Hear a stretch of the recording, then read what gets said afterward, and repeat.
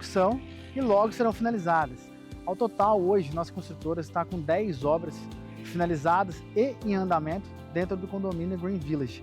Logo, logo será a sua. Se você quer saber mais sobre o projeto Dream House, clique no link abaixo, converse com um dos nossos especialistas. Eles estarão prontos e aptos para realizar o seu sonho. Para você, oferecimento Cabelos Bailu e Construtora Aia. O seu sonho começa aqui. Olá, bom dia. Estamos no ar com um programa para você, com muita informação e conteúdo, e eu já inicio te convidando para estar em nossa companhia. Hoje o programa está muito especial e hoje nós temos estreia com a doutora Ana Luísa Caldas, que é cardiologista do esporte, também responsável pelo São Paulo Futebol Clube, que vem para trazer reforço, para a saúde. Bom dia. Bom dia, meninas. Mais uma mulher para vir fazer parte desse grupo e trazer informação para vocês. Bom dia a todos. Bom dia, meninas. Bom dia. A cardiologia é uma especialidade médica de muita importância. Ela que trata hipertensão, arritmias, previne o infarto agudo do miocárdio. É uma alegria receber uma outra colega médica compartilhando seu conhecimento com todos nós. E hoje também a doutora Camila Juliana traz uma entrevista bem especial, né, doutora? Sim, o delegado Gustavo Mesquita foi um convite que já fazia tempo que eu queria chamá-lo e ele gentilmente aceitou.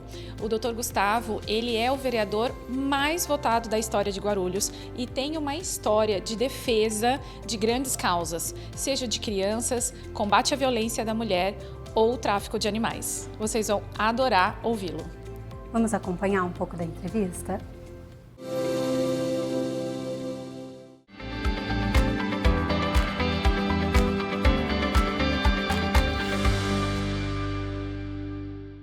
Mesquita, queria começar essa nossa entrevista conhecendo um pouquinho da sua carreira profissional. Doutora Camila, é um prazer estar aqui conversando contigo aqui no Melhor para Você, especialmente sobre esse tema tão importante que é o combate à violência contra a mulher em todas as suas formas, prevenção, conscientização e punição aos agressores nesse mês aqui, com ainda mais razão, mês das mulheres, né? Então, é um prazer, uma grande responsabilidade, a gente espera contribuir. Você me perguntou sobre a minha carreira. Vou tentar abreviar aqui, porque já se vão 18 anos de carreira como delegado de polícia, mas passei por algumas unidades como delegado. A gente inicia a nossa função no plantão policial, que é como se fosse a clínica geral, é o plantão médico, né, onde a gente recebe todo tipo de ocorrência, todo tipo de aflição, procura dar uma resposta para as pessoas. Ninguém procura uma delegacia porque está com uma boa notícia, né? As pessoas vão lá com uma dor, com uma angústia, espera que a gente dê uma resposta para elas, e o plantão é muito importante nesse sentido. Depois passei por algumas delegacias especializadas, divisão de homicídios, DHPP, divisão antissequestro. Passei também pelo GOI de Guarulhos, Grupo de Operações Especiais, fui coordenador do Grupo de Operações Especiais de Guarulhos. Trabalhei combatendo os sequestros relâmpagos lá na divisão antissequestro e, posteriormente, me tornei presidente da Associação dos Delegados de Polícia do Estado de São Paulo. Por 6 anos, fiquei lá 2 mandatos, sempre tendo como propósito, como luta, aí, a valorização policial e, por consequência, a melhoria da segurança da população. Essa é a minha grande missão.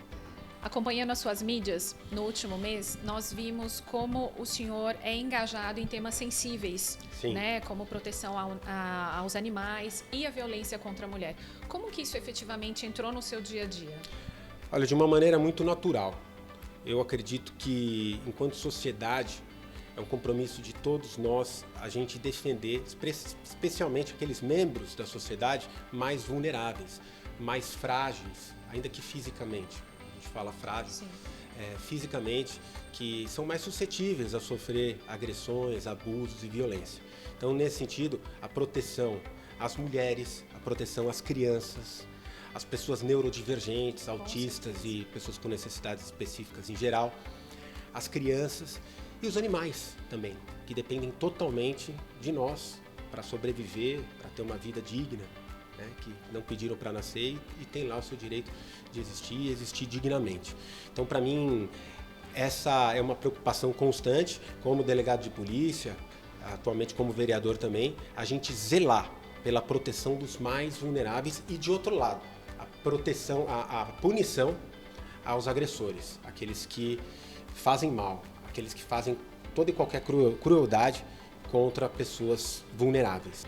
E hoje, doutor, existe um descompasso entre a realidade que nós vivemos e a nossa legislação? E como vereador, o vereador mais votado na região, o senhor traz esse intento de equalizar a lei, sendo um pouco mais punitiva, como o senhor está falando agora? Quando a gente pensa no combate à violência, à criminalidade, é um conjunto de diversos fatores que influenciam e que devem ser levados em consideração. De um lado, a gente tem a legislação, que é fundamental porque é a nossa base de trabalho, é aquilo que a gente vai aplicar contra o criminoso e na proteção da vítima. Infelizmente, no Brasil, nós assistimos aí a décadas e décadas de legislações muito fracas, muito frouxas em relação ao criminoso, né? E que simplesmente desprezaram a pessoa mais importante na relação, que é a vítima. A vítima. Então, a gente tem aí diversos institutos, a gente viu aí a saída temporária, felizmente agora foi derrubada por conta de uma decisão de jurisprudência, continua sendo aplicada aos criminosos já condenados. Nós temos a progressão de regime, né, um outro absurdo, no meu ponto de vista, que tem que ser extinto, especialmente crimes mais graves. O PL Antifacção trouxe esse avanço. A própria audiência de custódia, que precisa ser revisitada, né, precisa ser encarada de uma maneira diferente para não promover distorções como a gente assiste, que acaba sendo um instituto ali voltado para proteger, para zelar pelo bem-estar de criminosos que optaram por fazer um mal à sociedade. Então esse é um ponto, nós precisamos de leis mais duras, penas maiores e penas mais eficazes, a garantia de que o sujeito, se cometer um crime, vá parar na cadeia, por isso a importância da Polícia Civil, que investiga, promove a responsabilização, a identificação dos criminosos, e que aquele sujeito permaneça na cadeia, que saiba que a cadeia não é uma colônia de férias, tem que ter dignidade, mas não é um lugar agradável, é um lugar de punição, onde o sujeito tem que ficar lá, pensar na vida e nunca mais praticar crimes, né? Então esse é um ponto. De outro lado, a gente depende muito das políticas públicas, de investimento, valorização, modernização das forças policiais. Aqui em São Paulo, a gente clama por uma valorização policial já há décadas. Policiais paulistas seguem entre os mais desvalorizados de todo o país. Isso repercute diretamente no serviço de segurança pública mais eficiente que nós gostaríamos de prestar à população. E de uma maneira geral, também a opinião pública, por meio da mídia, dos meios de comunicação, também colaboram, influenciam muito no sentido da gente conscientizar as pessoas, a nossa sociedade, a nossa nação sobre a importância de se combater o crime, de se promover segurança, combater o crime organizado com uma política de Estado. Segurança pública está acima de ideologia, de partido. A segurança pública é a defesa da vida, da liberdade, da família. E o que a gente não pode mais assistir é o povo cada vez mais refém da criminalidade e carente de segurança. Agora, já caminhando para o final da nossa entrevista, eu queria, doutor, que o senhor explicasse para a mulher que está em casa, vítima de violência, o que ela pode fazer, a quem ela pode procurar. Vamos lá, então, primeiro, identificar os sinais. Antes ainda da fase policial, vamos falar aqui dos sinais de violência doméstica. Toda violência doméstica, violência contra a mulher, relações abusivas e tóxicas, iniciam em pequenos gestos. Então, é um ato de menosprezo, uma palavra mal dada, uma palavra mais alta, começa a falar mais alto. A partir daí, passa já para ofensas reais, ofensas, xingamentos, humilhação da mulher, até chegar no nível mais alto, que é da agressão física, que invariavelmente acaba ocorrendo nesses casos quando os sinais não são rompidos desde o início. E aí depois esse ciclo, né, ele volta para o começo, porque o agressor ele passa por uma fase onde ele pede perdão, ele diz que não vai fazer mais. Fase da lua de mel, isso né? É muito comum, a fase da lua de mel.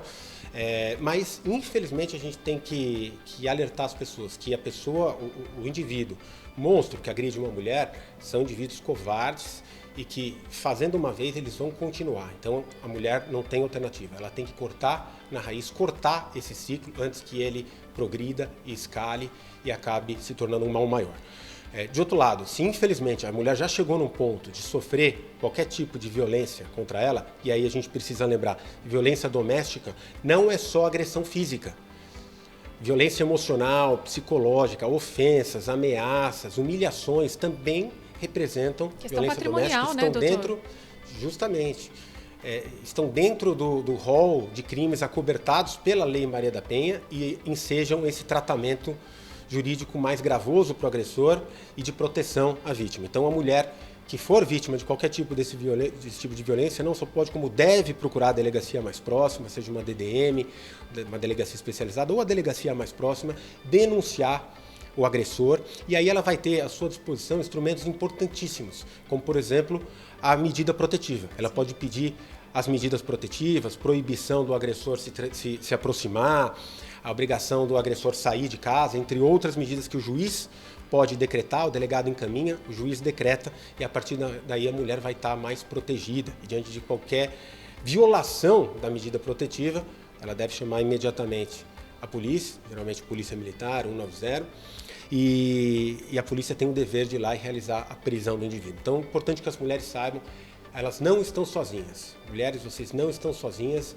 Hoje existe legislação, existe o dever do Estado de proteger vocês e punir o covarde que agride vocês. Doutor Mesquita, o seu trabalho é maravilhoso, faz um diferencial enorme na vida de todos os munícipes de Guarulhos e eu não tenho dúvida que outros profissionais deveriam se espelhar. Muito obrigada pela sua participação no nosso programa, por ter vindo aqui, por trazer tanta informação de qualidade para o nosso telespectador numa semana tão importante como a Semana de Defesa da Mulher. São profissionais assim que trazem segurança, mudam a nossa legislação, atualizam a nossa legislação e trazem uma maior proteção. Muito obrigada. Eu agradeço, doutora Camila, melhor para você.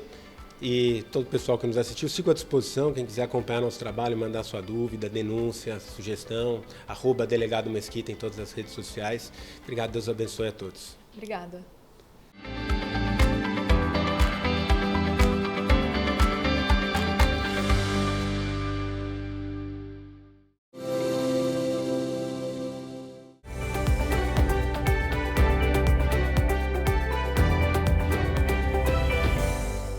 Olá, eu sou Fernanda Danelli, arquiteta, e hoje eu vim mostrar para vocês esse ambiente, que é uma biblioteca feita com arquitetura clássica, que transmite exatamente o perfil da nossa cliente. Essa é mais do que uma biblioteca, é um universo particular de uma jovem apaixonada por livros. É um espaço que une beleza, funcionalidade e muito afeto. É um espaço que foi feito para crescer junto com ela. Este é um ambiente atemporal e conta com a arquitetura clássica e que contam uma história que combina muito com o perfil da nossa cliente. E dá uma olhadinha nessas molduras que nós fizemos para as portas. Elas geram a volumetria, um alto e baixo relevo que ficam muito bonitos, geram luz e sombra e uma elegância diferenciada para cada um dos móveis. E todos os móveis aqui dessa biblioteca foram executados com muito carinho pela Design Movelaria Taubaté, que é nossa parceira há muitos anos e que faz com excelência cada um dos projetos que nós detalhamos. Dentro de uma biblioteca, todos os sons fazem diferença e aqui nós escolhemos as ferragens da FGV, uma empresa líder do mercado que tem ferragens incríveis. Poder abrir e fechar as portas sem elas baterem, sem fazerem muito barulho, é muito gostoso. São detalhes que fazem toda a diferença. Ter um espaço como esse de leitura, estudos e trabalho dentro de casa é um presente, ainda mais para uma adolescente. Isso estimula um senso de pertencimento, uma vontade muito maior de estudar e se dedicar a isso dentro de um espaço onde eu tenho vários objetos afetivos e que me levam a lembrar de tantas histórias.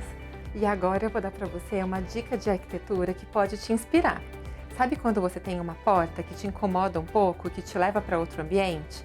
Pois é, olha só, aqui nós criamos esse painel que na verdade é uma porta. Ele segue todas as linhas das estantes vizinhas e ele some aqui, mas quando eu abro, ele é passagem para um outro ambiente. E eu quero agradecer aos nossos parceiros deste episódio, que são a FGV, que trouxe ferragens que não aparecem, mas transformam, e a Design Movelaria Taubaté, que executou com maestria cada um dos móveis que nós projetamos. Essa biblioteca é um local onde o tempo desacelera e os sonhos ganham forma. É um espaço criado para que ela possa descobrir quem ela é e tudo que ela ainda pode descobrir neste mundo. E se você também sonha com um projeto exclusivo que traduza 100% a sua personalidade, entre em contato conosco através do nosso Instagram, @FernandaDanelli_Arquitetura. Será um prazer cuidar do seu ambiente.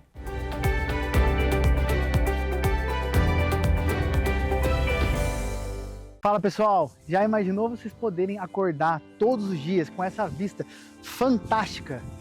Nós da construtora AIA podemos proporcionar isso para você e sua família. Somos especialistas em construção residencial de médio e alto padrão e hoje a gente está aqui no Green Village, um condomínio fantástico localizado a 5 minutos dos principais pontos de Guaratinguetá.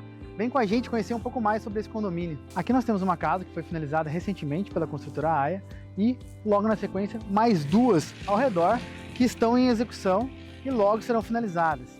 Ao total, hoje, nossa construtora está com 10 obras finalizadas e em andamento dentro do condomínio Green Village. Logo será a sua. Se você quer saber mais sobre o projeto Dream House, clique no link abaixo e converse com um dos nossos especialistas.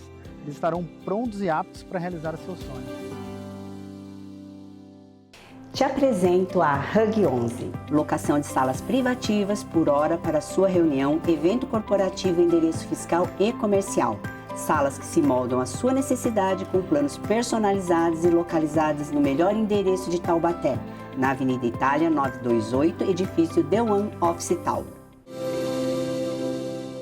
E hoje nós temos estreia com a doutora Ana Luísa Caldas, que é cardiologista do esporte e também responsável pelo São Paulo Futebol Clube, além de ser fundadora do ECG em 10 minutos, que vem para fortalecer ainda mais esse nosso compromisso de levar informação de saúde.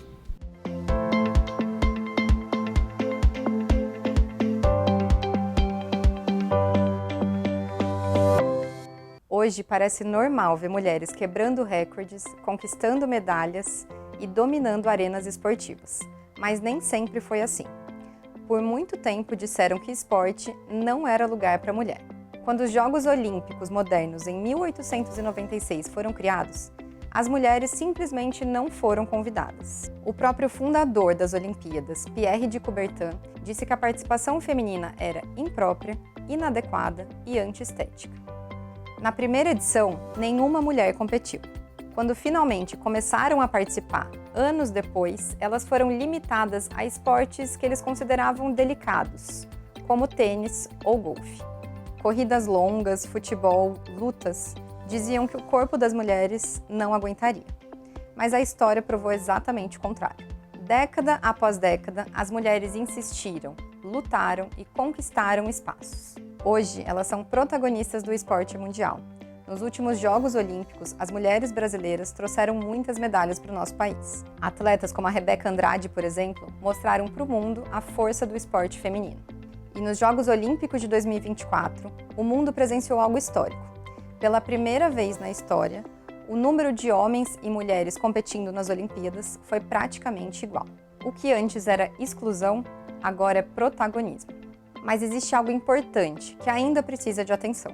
Assim como no esporte, a saúde feminina também tem as suas próprias regras. O coração da mulher, por exemplo, não funciona da mesma forma que o coração do homem. Os sintomas de problemas cardíacos podem ser diferentes, mais silenciosos e muitas vezes até passar desapercebido. Quando falamos de saúde feminina, é importante olhar com mais atenção para essas questões. As mulheres já provaram que conseguem ir mais longe, mais rápido e mais alto do que um dia imaginaram. Mas vencer no esporte e na vida também significa cuidar da própria saúde.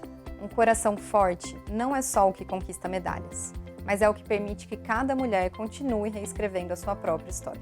Meu nome é Ana Luísa, eu sou cardiologista do esporte e aguardo vocês no próximo programa.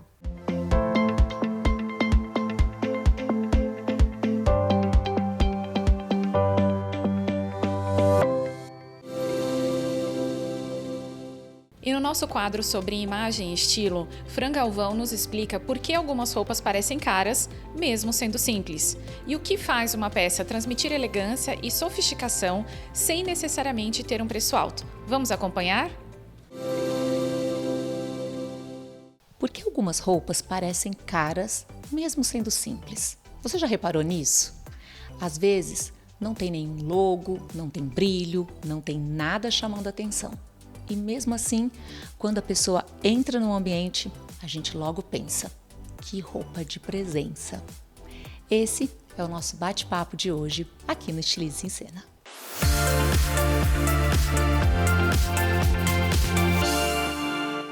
O luxo não grita, ele sustenta. Muita gente acredita que uma roupa parece cara porque segue uma tendência, porque tem um logotipo ou porque é carregada de informação. Mas na maioria das vezes é justamente o contrário. Vamos começar pelo caimento. O caimento é a engenharia da roupa. Uma peça bem cortada respeita o corpo, respeita o movimento, respeita as suas proporções. Quando o tecido cai bem, o corpo relaxa e quem olha percebe. É por isso que, às vezes, uma roupa simples funciona tão bem quanto uma roupa cheia de detalhes. Ela não briga com você, ela te acompanha. Outro ponto essencial é a estrutura interna. Toda roupa tem um esqueleto. Costuras, reforços, entretelas, acabamentos que quase ninguém vê. Uma roupa pode ser linda na arara, linda na foto e simplesmente desaparecer no seu corpo. Por isso é tão importante experimentarmos. A estrutura da peça é o que sustenta a forma ao longo do tempo. Luxo de verdade começa por dentro. Uma outra observação muito importante quando a gente vai avaliar a qualidade de uma roupa são os tecidos. Os de qualidade mantêm a forma, respiram, envelhecem bem e não denunciam o uso. Marcas, por exemplo, como Loro Piana, uma das grandes referências da atualidade, traz exatamente isso. Peças aparentemente simples, quase sem designer, nada chamativa, tecidos impecáveis, construção precisa e uma presença absurda. Nada grita, tudo trata-se de posicionamento. Muita gente ainda acha que sofisticação vem do excesso, de mais detalhes, mais efeito, mais informação, quando na verdade o excesso quase sempre denuncia a falta de estrutura. Elegância não nasce do improviso, ela é construída e técnica aplicada com intenção. É escolha consciente, é saber quando não colocar mais detalhes. Então, talvez, quando uma roupa parece cara, não é porque ela chama atenção, não é porque ela tem um logo famoso, é porque ela vai muito além, a sua estrutura funciona. E agora eu te deixo uma pergunta. Você já teve uma peça simples que parecia muito mais valiosa do que realmente era? Porque reconhecer isso, o caimento, a estrutura, o tecido, o acabamento, é exatamente onde começa uma imagem elegante de verdade. Eu te vejo no próximo Estilize em Cena.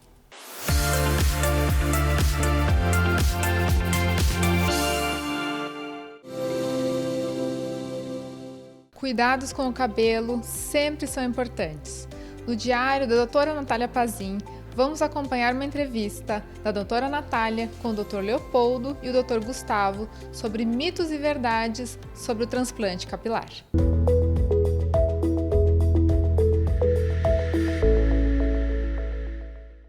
Hoje, no diário da doutora Natália Pazin, eu estou recebendo meus dois amigos, Dr. Leopoldo, que é médico dermatologista, especialista em transplante capilar, e o Dr. Gustavo Baptista, que é médico nutrólogo, para a gente conversar um pouquinho sobre transplante capilar.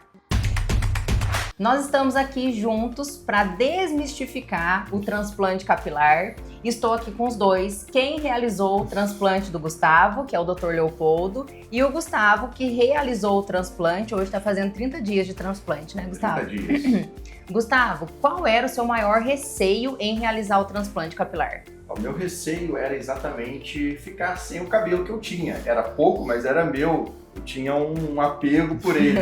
Então, quando eu pensei em fazer o transplante, eu pensei no período de ficar com cabeça raspada. Então aquilo ali eu tive que ficar me desbloqueando até eu sentir preparado. Mas por minha surpresa, eu raspei na clínica, né? E após o transplante eu me impressionei com o resultado, porque aquelas entradas, aquelas falhas que eu me via no espelho, não tinha mais. Leopoldo, eu acho que isso é o maior receio do paciente, né? Primeiro ponto é se ele pode realizar o transplante e voltar para o trabalho. Como que funciona isso? É isso mesmo, Natália. Assim, um dos grandes receios das pessoas é justamente ter que raspar o cabelo, mas isso ajuda muito a gente a fazer uma cirurgia maior. Então eu consigo tirar mais rápido aqueles fios. E como o Gustavo comentou, depois que preencheu, realmente aqueles fiozinhos dão contorno e dão mais tranquilidade para o paciente. Depende do tipo de trabalho que você faça, dá para voltar muitas vezes no dia seguinte ou no dia 2 dias depois, quando você faz algo mais em escritório. O que tem que ter um pouco de cuidado quando você tem que trabalhar em campo, por exemplo, arquiteto, engenheiro, que aí tem que ter um pouco mais de cuidado com a exposição ao sol e capacete. Mas a grande maioria, se a gente colocar numa timeline, 1 semana no máximo, você já consegue voltar bem ao trabalho.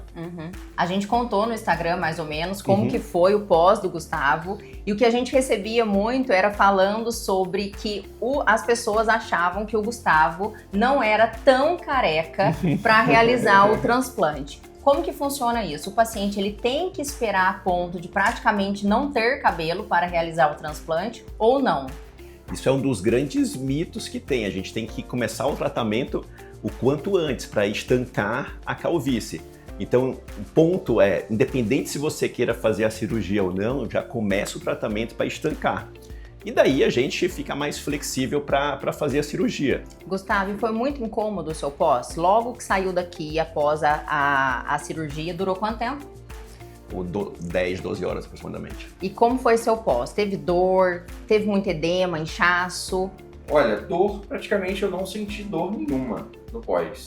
Edema, teve um edema bem discreto, bem na região de testa, e aí foi depois pro pescoço, mas muito discreto, sem hematoma. Eu acho que meu pós foi muito bom. A minha recuperação eu achei que foi muito boa e não tive dor nenhuma. E em relação à atividade física, piscina, lazer, quanto tempo esse paciente pode voltar? No geral, 1 semana consegue voltar. Por exemplo, academia, 1 semana já volta, fazer uma corrida mais leve. 1 semana também, o que tem que ter cuidado é com o sol. E piscina e água de mar é muito sujo. Então, como ainda tem alguns pontinhos que estão abertos, então é melhor esperar 1 mês também. Mas a grande maioria dos exercícios físicos pode voltar com 1 semana. Se você quer saber mais sobre transplante capilar, sobre todos os cuidados, sobre antes e depois, nos siga nas redes sociais e mande as suas dúvidas. Eu, doutora DRA Natália Pazin. Qual é o seu Instagram, Gustavo? dr.gustavo-baptista. E o seu, Leopoldo? DR Leopoldo. Esperamos vocês por lá no nosso Instagram e semana que vem temos mais um programa especial aqui com os nossos 2 convidados.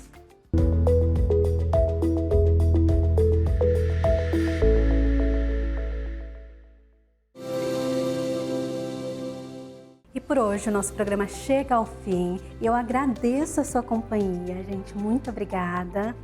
Obrigada. Hoje foi um programa especial. Tive um colega de profissão muito renomado, trazendo conhecimento e dicas para vocês. Então fico muito feliz e agradeço, meninas, a companhia mais esse sábado. E juntos de você, aí em casa. Nos acompanhe nas redes sociais. Entra lá no YouTube, você pode mandar um recadinho que a gente vai olhar e vai te responder. Nos acompanhe também no Instagram. Até o próximo sábado.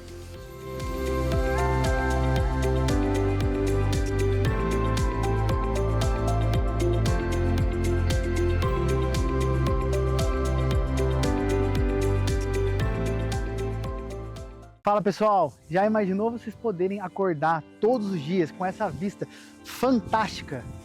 Nós da construtora AIA podemos proporcionar isso para você e sua família. Somos especialistas em construção residencial de médio e alto padrão e hoje a gente está aqui no Green Village, um condomínio fantástico localizado a 5 minutos dos principais pontos de Guaratinguetá. Vem com a gente conhecer um pouco mais sobre esse condomínio. Aqui nós temos uma casa que foi finalizada recentemente pela construtora AIA e logo na sequência mais 2 ao redor que estão em execução e logo serão finalizadas. Ao total, hoje, nossa construtora está com 10 obras finalizadas e em andamento dentro do condomínio Green Village.